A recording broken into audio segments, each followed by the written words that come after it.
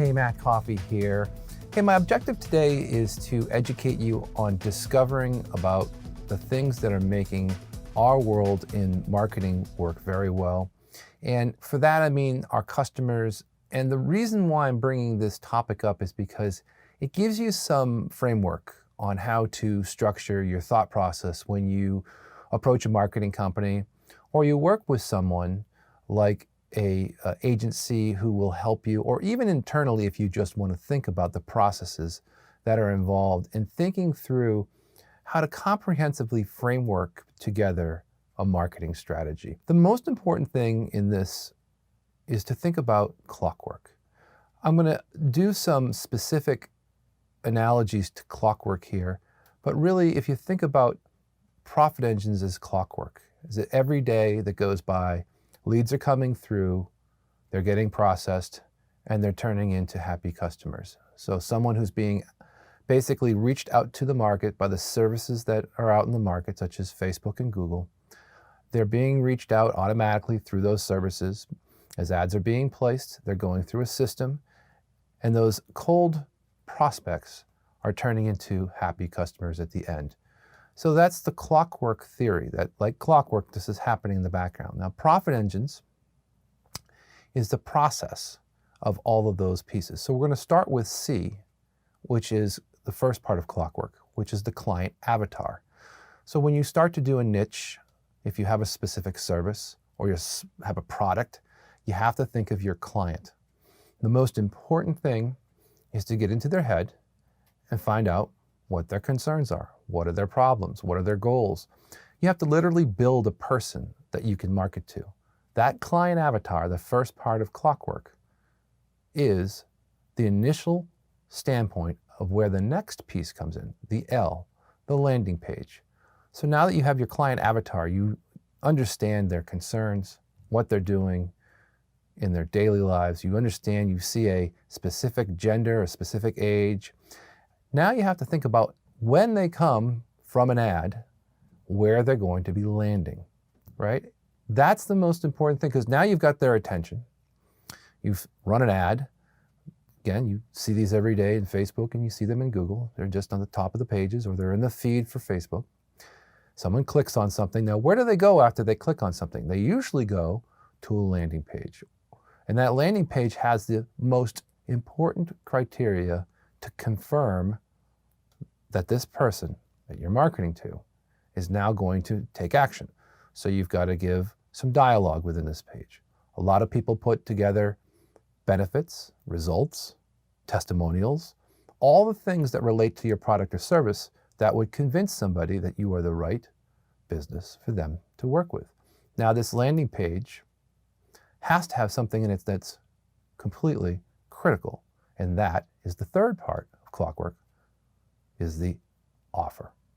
So we're in the O of clockwork right now, and the offer is typically something either, in the case of a lot of businesses, a money voucher, a percentage off, a 2-for-1, or it could be an offer for more content, a deliverable such as a download guide.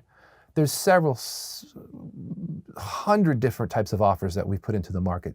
But for your business, you can consider some of the things you might think about as offers. A lot of people in the service industries use a cash offer, so that basically integrates the landing page with the trust signals and the testimonials and the benefits and the ways that people can use your product with the offer. So you've now gone through the first 3 steps of clockwork, which is the client avatar, the landing page, and then the offer. Now, the next part of clockwork is another C, which is content. So many times when people come onto a landing page or they reference out a customer, they want to know if they have a website. They want to know if they have content on their social profiles. They do a double check and see if they've got reviews and see if they've got activity related to what they're selling.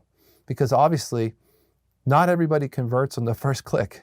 So you must have content that's being delivered out into the internet. So that's a very important part of the world. Now the next part is K. the kinds of ads you're going to run to these landing pages with the offer and the content. So the kinds of ads that typically run are Facebook ads, Instagram ads, and Google ads. You see these in your feeds. The feeds have, especially in Facebook, have been matured to a point where they'll deliver to the right person, the right message. And if you have your client avatar built correctly, and you have your content on your landing page built properly, and you have your content surrounding your business set up, chances are running those ads will convert someone as either a new patient, a new customer, or a new opportunity for your business.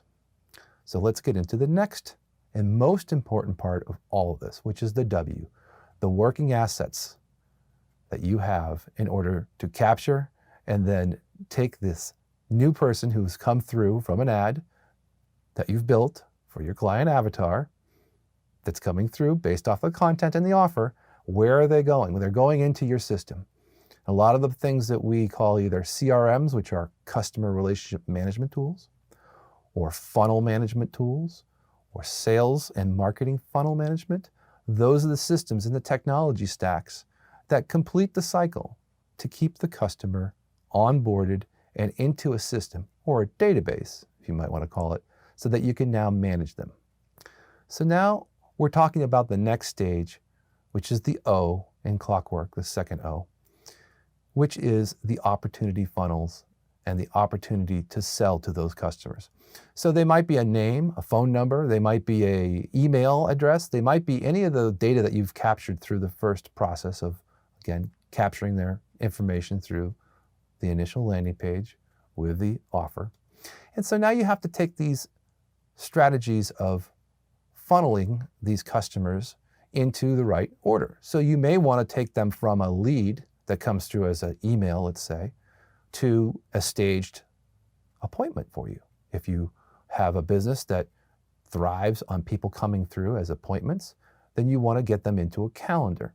And so these automations that you can set up within the opportunity funnels, within the structure of the working assets, will deliver the customer to you the way you want them to be delivered. You might actually want them just to text you a time when they can come to your office. You can set all these things up within the automation strings of the working assets that you put together. So that's a very important thing to consider. The other consideration of the opportunity funnels is that you can also apply sales logic. So each individual path that the customer takes from when they come in as a lead, they may come in as a hot lead, a cold lead, a lead that's being driven to an appointment calendar. They may even be brought in as a standard phone call. So they all need to be driven into opportunity funnels for then staging the last process, which again refers back to really the final process of processing all of this, which is the R, which is the receiving, referral, and sales. So once the people are through and being put into a process of having an opportunity funnel selection, you're now going to either A, close them by calling them, or B, getting them to be processed directly into a paid gateway. Let's just say they're paying for an initial session for an appointment, or they're being brought to a secondary resource like a call center for processing into a calendar or processing onto an event. Now, these very important pieces at the very end are the sales points.